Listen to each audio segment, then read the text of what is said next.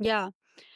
Um, so, AI plays a huge role in liquid biopsy tests in general. So, let me just talk about how AI plays a role in those tests, and then we'll tell you how we are kind of slightly differentiated in how we are using AI.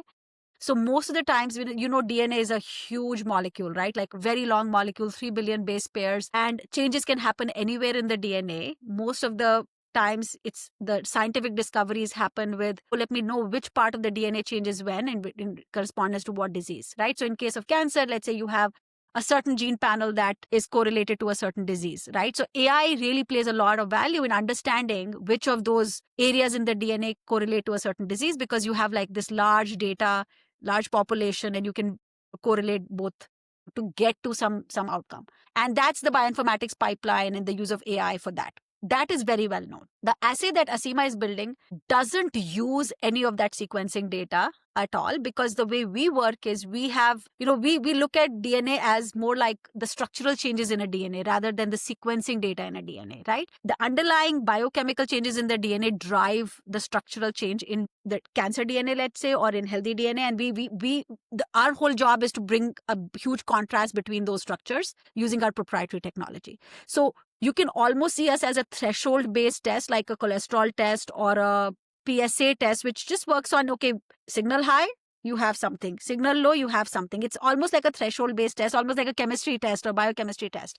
So AI really is not playing a role in that part, like a yes no part. There's no role of AI as such in our test. So that you But do in your lab. that we do in the lab. Correct.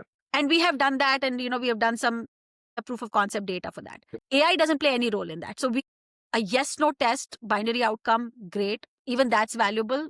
But being ambitious as we are, we said we have all this data, like patient data, their age, their demographics, their medical history, what not.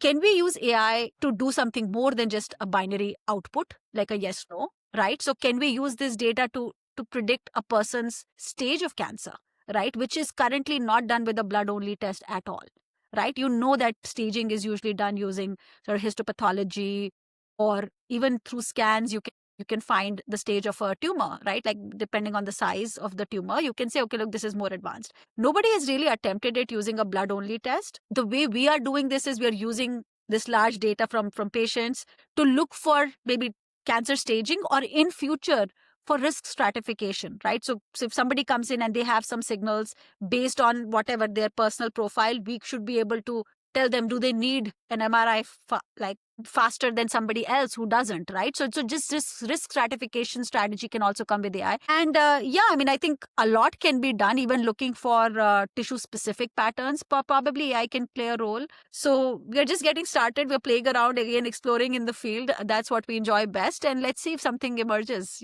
through this.